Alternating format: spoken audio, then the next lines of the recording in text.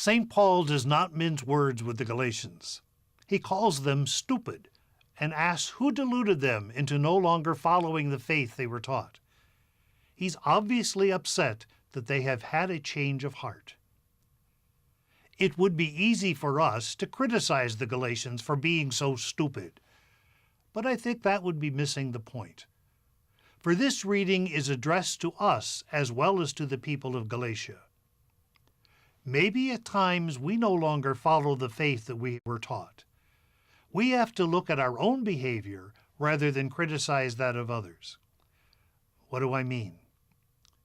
If we take a look at today's gospel passage, Jesus uses the example of a friend getting what he wants by persistence. If we won't give someone what he asks out of friendship, Jesus says we will give it to him out of frustration because he pesters us until we do. So in the end, our gift does not come from love and concern as we were taught to give, but out of a sense of frustration just to get rid of them.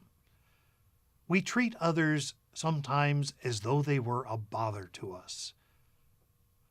How we approach others should reflect our faith, the faith that we have been taught. And this sometimes takes us far from the norms of our society.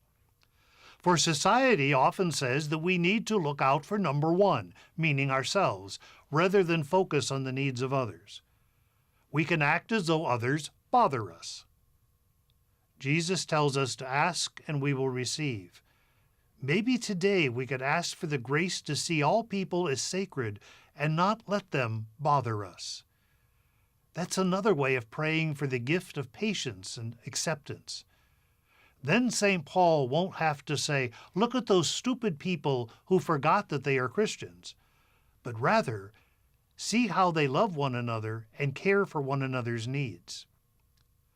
So when the crying child bothers us, or the elderly person tells us the same story we've heard many times before, or other drivers irritate us as we try to hurry through traffic, or some slowpoke forces us to slow down, maybe the grace to try to be patient and understanding will help us remember the faith that we have been taught, that all persons are sacred and deserve our care and concern.